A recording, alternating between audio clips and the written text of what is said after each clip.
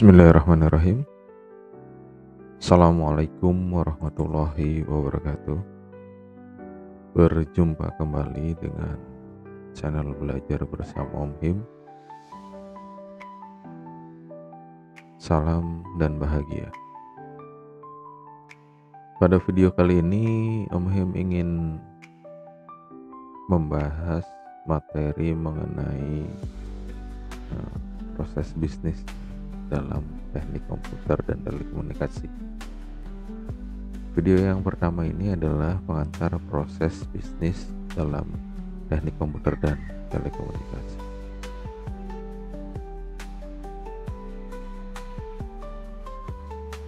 Memahami proses bisnis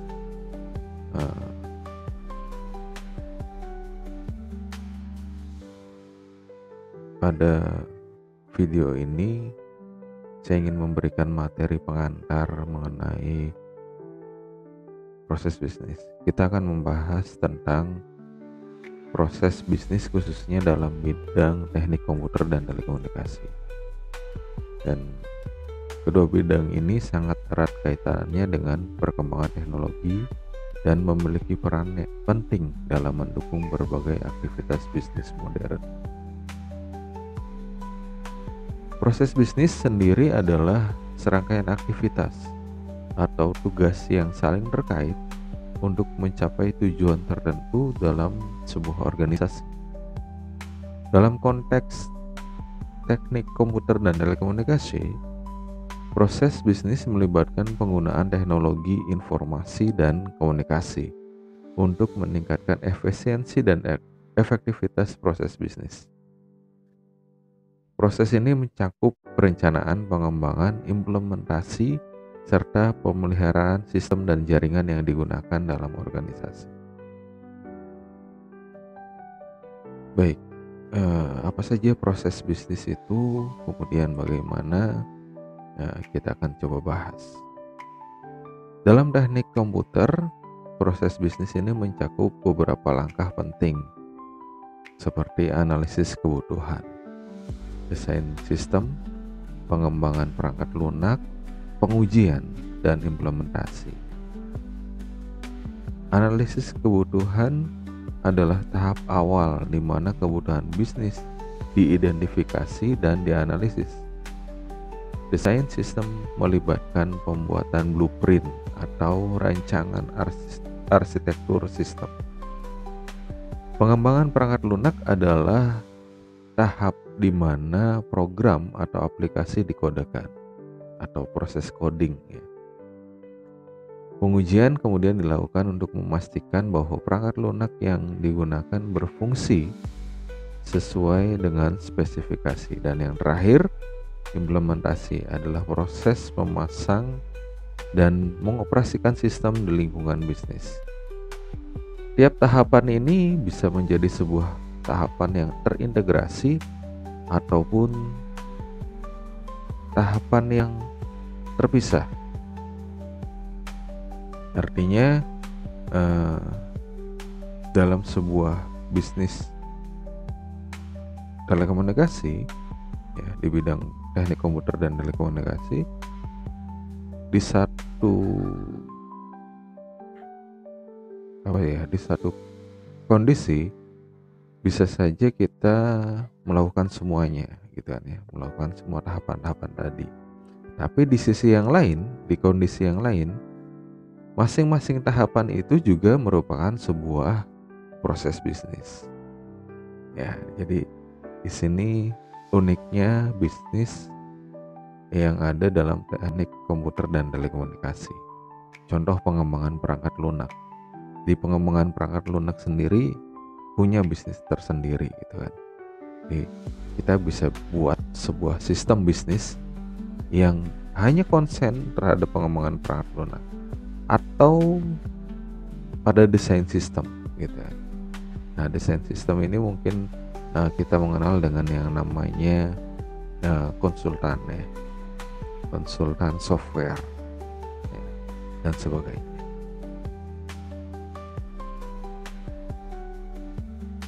Baik, kita lanjutkan. Jadi di bidang telekomunikasi, proses bisnis melibatkan perencanaan sekali lagi dan pengelolaan infrastruktur jaringan seperti pemasangan serat optik gitu kan, atau fiber optik, konfigurasi perangkat jaringan, dan pemeliharaan sistem telekomunikasi. Proses ini juga mencakup pelayanan pelanggan seperti penyediaan layanan internet, telepon, dan televisi kabel. Telekomunikasi memerlukan koordinasi yang baik antara berbagai departemen dan penggunaan teknologi canggih untuk memastikan konektivitas yang handal dan berkualitas tinggi. Jadi di sini kita belajar bahwa kita sudah bicara dengan artinya di slide ini kita sudah berbicara bahwa proses bisnis tidak hanya pada berkutat pada software, tapi juga kepada penyediaan sarana jaringan gitu ya. Dan mungkin sebagian orang berpikir bahwa teknik jaringan itu hanya terpaut pada bisnis penyediaan provider saja ya, hanya pemasangan fiber optik, pembuatan atau networkingnya sampai dengan layanan internet. Tapi tidak putus sampai di situ, dalam pengembangannya pun gitu kan ya. Termasuk diantaranya adalah layanan telepon ya. Nanti mungkin ada yang namanya pengembangan dari telepon IP gitu ya, ataupun nanti ada televisi kabel. Dan televisi kabel saat ini mungkin dalam di negara-negara maju sudah marak, sedangkan Indonesia sendiri baru ada siaran televisi digital gitu ya. Jadi belum ada televisi kabel berbayar.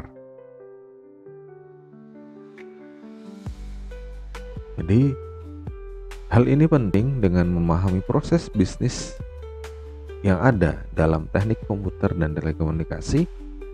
Kita dapat melihat bagaimana teknologi ini nanti akan diterapkan untuk mendukung dan mengoptimalkan operasi bisnis yang akan kita jalani. Ini tidak hanya meningkatkan efisiensi, tetapi juga memberikan keunggulan kompetitif bagi organisasi di era digital saat ini. Nah, ini adalah materi pembuka, gitu ya. Materi pembuka mengenai proses bisnis, dan saya berharap Anda di kelas bisa berdiskusi mengenai customer handling dan pentingnya pelayanan pelanggan. Silahkan lakukan diskusi dengan Bapak atau Ibu guru Anda di kelas.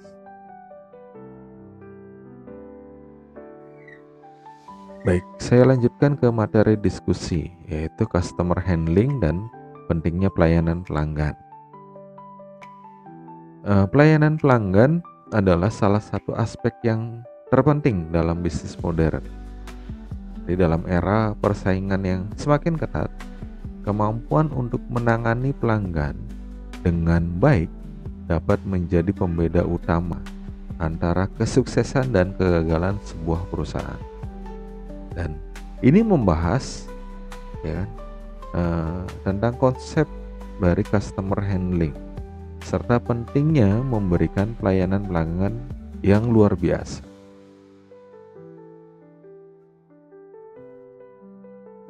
Apa itu customer handling? Konsep dari customer handling adalah, atau kita biasa memahami customer handling dengan penanganan pelanggan ya, yakni mengacu pada serangkaian tindakan dan strategi yang digunakan oleh perusahaan untuk berinteraksi dengan pelanggannya. Hal ini menyangkut berbagai aspek, mulai dari menjawab pertanyaan pelanggan ya, dapat menggunakan customer service, menangani keluhan ya, ada yang namanya help desk mungkin, hingga memberikan saran dan rekomendasi produk. Nah, ini juga mungkin masih masuk ke sarananya atau sasaran utama dari customer service gitu ya. Dan kunci dari customer handling yang efektif adalah kemampuan untuk berkomunikasi dengan baik, mendengarkan dengan empati, dan memberikan solusi yang memuaskan bagi pelanggan.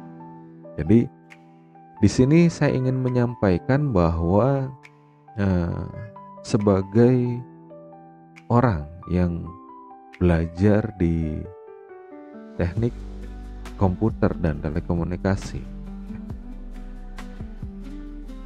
kita tidak hanya perlu atau merasa penting belajar bagaimana membangun sebuah networking, bagaimana membangun atau menginstalasi perangkat jaringan atau bahkan fiber optik gitu ya. Tapi lebih jauh lagi ke depan, kita harus memahami betul secara teori maupun praktek keunggulan ataupun kekurangan dari sebuah produk, dan kita mau tidak mau juga harus belajar untuk berbicara ya. Berbicara apa? Berbicara bagaimana melayani pelanggan gitu kan. Nah, kenapa hal ini penting? Karena yang diharapkan adalah lulusan dari teknik komputer dan telekomunikasi ini tidak hanya menjadi praktisi, tidak hanya menjadi teknisi, tapi lebih jauh lagi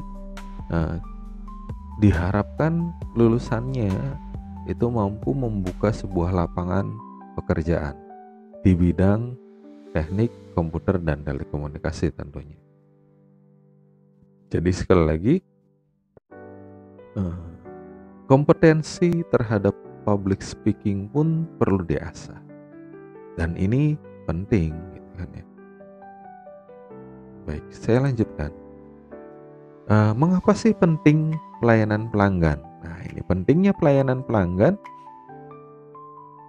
Pelayanan pelanggan yang baik akan memiliki dampak langsung pada kepuasan dan loyalitas pelanggan. Berikut adalah beberapa alasan mengapa pelayanan pelanggan sangat penting. Yang pertama adalah membangun kepercayaan dan loyalitas. Pelanggan yang merasa dihargai dan diperlakukan dengan baik cenderung lebih setia dan kembali menggunakan produk atau jasa perusahaan. Alasan yang kedua adalah reputasi dan citra perusahaan. Pelayanan pelanggan yang baik dapat meningkatkan reputasi perusahaan di mata publik. Sebaliknya, pelayanan yang buruk dapat merusak citra perusahaan secara signifikan. Poin berikutnya adalah keunggulan kompetitif. Di tengah persaingan bisnis yang ketat, pelayanan pelanggan yang unggul dapat menjadi keunggulan kompetitif yang membedakan perusahaan dari pesaingnya. Dan yang terakhir adalah peningkatan pendapatan. Pelanggan yang puas tidak hanya cenderung kembali, tetapi juga dapat menjadi promotor bagi perusahaan dengan merekomendasikan produk atau jasa kepada orang lain. Dan ini seringkali tidak disadari oleh pelaku usaha. Jadi banyak pelaku usaha yang seringkali merasa bahwa pelayanan pelanggan itu atau customer service itu hal yang sepele gitu ya. Padahal dengan kita menempatkan customer service yang baik, dia memahami produk yang kita miliki, dia memahami juga masalah yang dimiliki oleh pelanggan dan menemukan solusi yang tepat untuk pelanggan tersebut, itu adalah sebuah investasi ya. Investasi apa? Investasi promotor gratis ya. Jadi kalau sebuah perusahaan ingin mempromosikan produknya, dia butuh iklan. Sedangkan ketika dia memberikan sebuah pelayanan yang sangat baik kepada pelanggannya, secara tidak langsung dia sudah memberikan sebuah iklan gratis dari pelanggan tersebut. Kenapa? Karena ketika pelanggan ini merasa puas, cepat atau lambat, disadari atau tidak, dia akan merekomendasikan produk yang sudah dia pakai, produk yang sudah dia gunakan. Kenapa? Karena dia merasa puas dengan layanan dari perusahaan yang kita miliki. Yang ketiga adalah strategi untuk meningkatkan pelayanan pelanggan. Nah, ini penting untuk memastikan pelayanan pelanggan yang optimal. Perusahaan dapat menerapkan beberapa strategi berikut. Nah, diantaranya adalah yang pertama adalah pelatihan karyawan.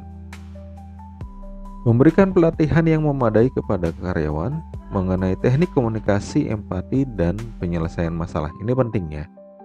Nah, kenapa? Karena tidak semua orang punya kecakapan dalam public speaking. Yang kedua adalah menerapkan teknologi. Ya, menggunakan teknologi seperti sistem manajemen hubungan pelanggan atau CRM untuk melacak interaksi dan preferensi pelanggan. Nah, jadi ada teknologi atau aplikasi-aplikasi yang memang digunakan untuk membantu perusahaan dalam meningkatkan pelayanan pelanggan. Yang ketiga adalah mendengarkan umpan balik. Nah, ini yang sangat jarang sekali dilakukan oleh perusahaan. Secara aktif mengumpulkan dan menganalisis umpan balik dari pelanggan untuk meningkatkan produk dan layanan.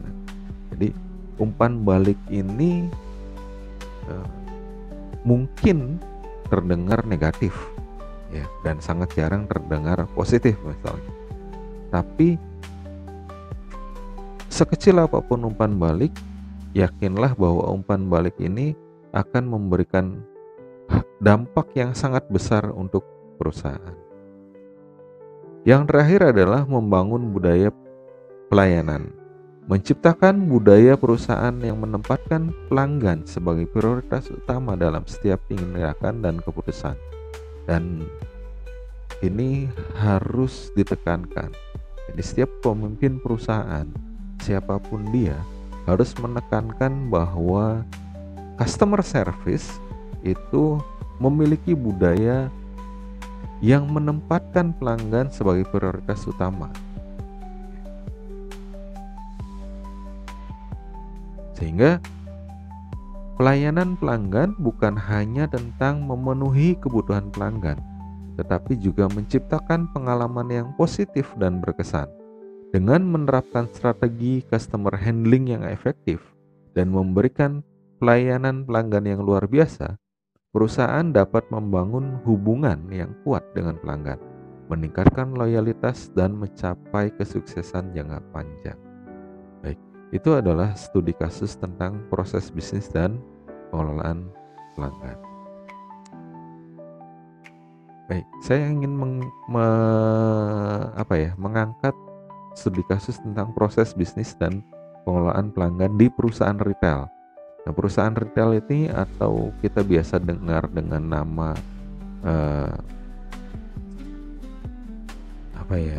retail ini biasanya dikenal dengan nama saya lupa, mohon maaf. Istilahnya seperti ini. Mungkin kawan-kawan ya semua mengenal, saya sebutkan sedikit nama ya, mengenal yang namanya KFC, mengenal yang namanya Alfamart, yang mengenal juga yang namanya Indomaret ya. Nah, itu adalah perusahaan retail atau franchise. Nah, oke, saya ketemu tuh bahasanya. Jadi pengelolaan perusahaan berbasis franchise. Jadi teman-teman sedini mungkin juga berpikir bahwa perusahaan di bidang teknologi komputer dan telekomunikasi tidak menutup kemungkinan nanti akan berubah menjadi perusahaan franchise. Ya. Mengapa demikian? Karena ya kalau kita bicara perusahaan mengembangkan perusahaan secara konvensional gitu ya, bikin perusahaan besar sekaligus, itu sudah tidak zaman sekarang ini. Tetapi bagaimana kita berbaur dengan masyarakat, kemudian kita memperhatikan segala bentuk peluang yang ada dan memberdayakan peluang tersebut, sehingga muncullah perusahaan-perusahaan franchise yang secara tidak langsung membesarkan perusahaan yang kita miliki. Kenapa? Karena mungkin mereka punya niat, mungkin mereka punya kebutuhan, mungkin mereka punya peluang, tapi mereka tidak punya manajemen yang baik. Mungkin mereka juga tidak punya sumber daya yang baik. Dan kita yang memiliki sumber daya dan manajemen yang baik bisa kemudian membuat franchise, perusahaan-perusahaan franchise, perusahaan retail dengan bekerja sama dengan perorangan ataupun perusahaan-perusahaan kecil. Jadi perusahaan retail ini saya namakan dengan toko sukses ya, biar lebih mudah gitu ya, lebih general juga, bahwa kenapa toko sukses, karena kita semua pengen jadi pengusaha yang sukses tentunya.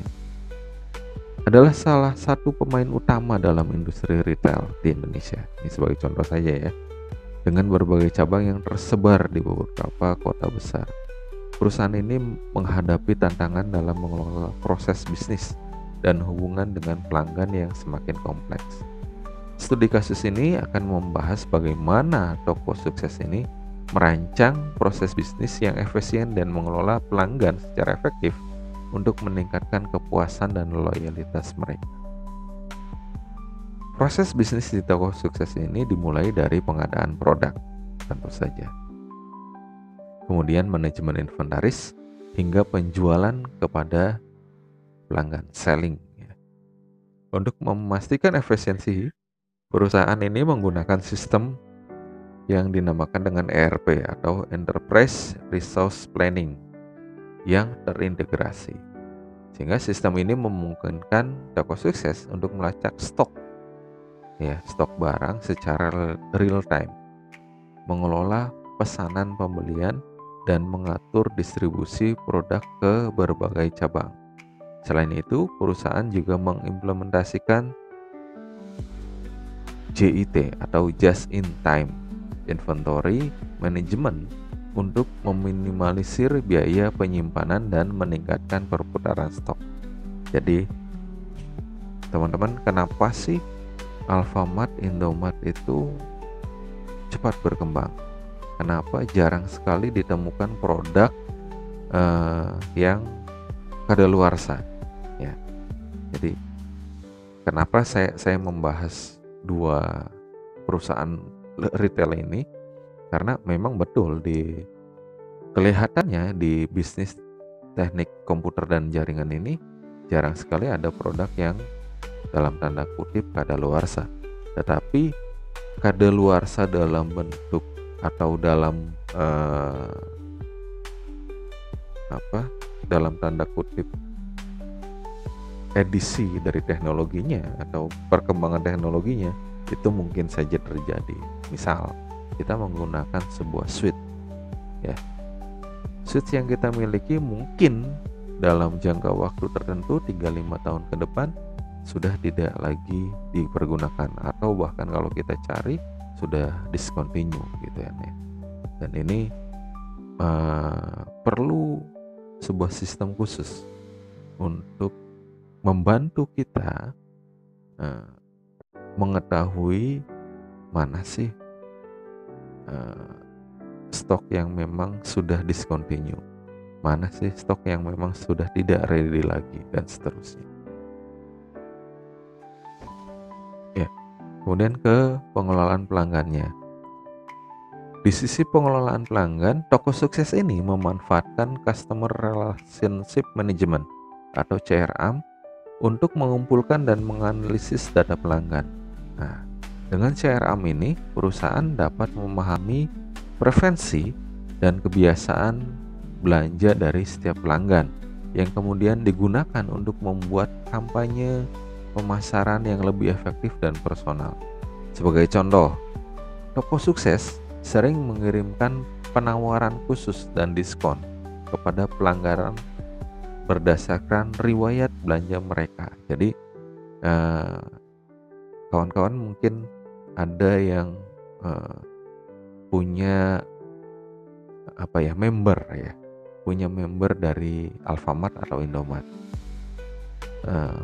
Pernah suatu ketika mungkin ada broadcast masuk entah melalui WA atau melalui aplikasi mereka yang menawarkan produk khusus, diskon khusus. Dan penawaran ini setiap kali kalau diamati penawarannya akan berbeda-beda ya. Ketika kita ada di sebuah lokasi tertentu, katakanlah misal karena saya lahir di Indramayu, saya sekarang juga tinggal di Indramayu, misal saya ada di Indramayu, saya mendapatkan broadcast penawaran A misalnya kan, diskon untuk produk ABCD. Tapi ketika saya 4 jam kemudian saya ada di kota B, ini penawarannya berbeda gitu nih. Dan ketika saya tanyakan penawaran tadi 4 jam yang lalu di kota A tadi, di kota Indramayu, ternyata di kota B itu tidak ada penawaran tersebut. Ya, artinya apa? Artinya inilah manajemen sistem manajemen yang dipergunakan oleh retail tadi. Ya, mereka mencatat semua kebiasaan pelanggannya, kemudian mereka juga mencatat stok barang yang ada. Jadi barang-barang yang dimungkinkan dalam jangka pendek akan kadaluarsa, mereka berikan diskon khusus, mereka memberikan tawaran khusus ya, entah itu dengan namanya program tebus murah lah, atau giveaway dan sebagainya gitu ya. Jadi ini juga perlu kita pelajari ketika kita ingin mengembangkan perusahaan kita menjadi sebuah perusahaan retail. Jadi tiap daerah punya karakter yang berbeda-beda, tiap pelanggan juga punya karakter dan kebutuhan yang berbeda-beda. Selain itu, perusahaan juga menyediakan berbagai saluran komunikasi seperti call center, email, dan media sosial untuk memastikan pelanggan dapat dengan mudah menghubungi mereka jika ada pelayanan dan keluhan. Tidak hanya itu, tadi saya sudah cerita sedikit tentang membership. Bahkan ada aplikasinya. Jadi lebih intens lagi perusahaan ini menghubungi pelanggannya dengan aplikasi. Jadi tidak menunggu feedback dari pelanggan, tapi perusahaan memberikan istilahnya terobosan, memberikan umpan awal kepada pelanggannya gitu ya. Itu. Kesimpulannya adalah melalui kombinasi yang tepat antara proses bisnis yang efisien dan pengelolaan pelanggan yang tepat, toko sukses ini berhasil meningkatkan kepuasan ya. Kepuasan dari pelanggan dan membangun loyalitas yang kuat. Implementasi teknologi seperti ERP dan CRM tadi memainkan peran kunci dalam keberhasilan ini, memungkinkan perusahaan untuk beroperasi dengan lebih efisien dan responsif terhadap keluhan pelanggan. Studi kasus ini menunjukkan bahwa pengelolaan proses bisnis dan pelanggan yang baik adalah kunci untuk mencapai kesuksesan dalam industri retail yang kompetitif. Baik, kawan-kawan semua, terima kasih. Saya cukupkan di sini.